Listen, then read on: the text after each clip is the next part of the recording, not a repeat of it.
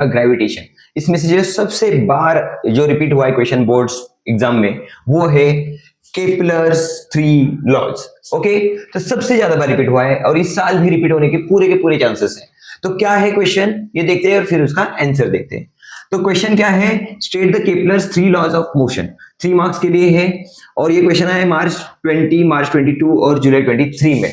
और यही क्वेश्चन कुछ अलग तरीके से भी पूछा है। क्या क्वेश्चन पूछा है कि ये डायग्राम दिया रहता है और ये डायग्राम के रिलेटेड जो लॉज है वो 3 लॉज बताओ। मतलब आपको ये डायग्राम पता होना चाहिए। ऐसा एक सन दिखाया है, यहाँ पे एक इलिप्स दिखाया है, तो ऐसा अगर डायग्राम दिख जाए तो समझ लेना कि ये केपलर्स के लॉ बताने हैं। ओके बच्चों, तो अब देखते हैं कि केपलर के 3 लॉ क्या है।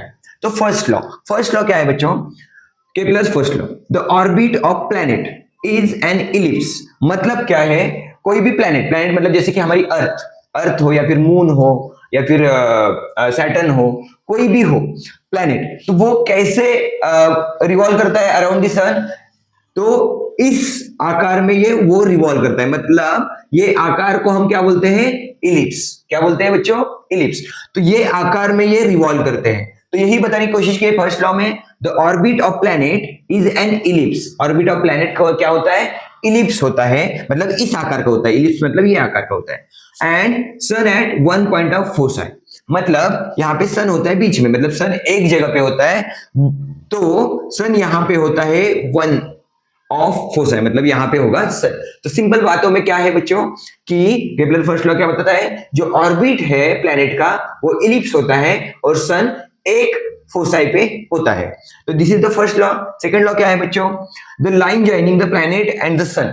मतलब तो ये सन है और यहाँ पे सपोज प्लैनेट, ये ए जगह पे या फिर बी जगह पे, ये लाइन जो ज्वाइन किया है, ये जो लाइन है ये स्वीप करता है equal area in equal time. मतलब यहाँ पे जो एरिया हमने दिखाया है, यहाँ पे एरिया दिखाया है, यहाँ पे एरिया दिखाया है, यहाँ पे एरिया दिखाया है, तो ये जो एरिया है वो इक्वल होगा इक्वल टाइम में। मतलब सेकंड लॉ क्या बता रहा है, तो ये जो लाइन है वो इक्वल एरिया स्वेप्ट कर रही है इक्वल एरिया में। This is the second law. And the third law क्या बताया बच्चों, the square of the orbital period. मतलब जो पीरियड है, ऑर्बिटल पीरियड मतलब टी से डिनोट करते हैं हम उसको, पीरियड। तो ये जो प्लैनेट का पीरियड है सन के अराउंड घूमने का, ये उसका स्क्वायर मतलब स्क्वायर ऑफ द डायरेक्ट, ये डायरेक्टली प्रोपोर्शनल है किसको, cube of the mean distance. मतलब डायरेक्टली प्रोपोर्शनल मतलब ये साइन आता है और डिस्टेंस क्या है d, तो उसका क्यूब।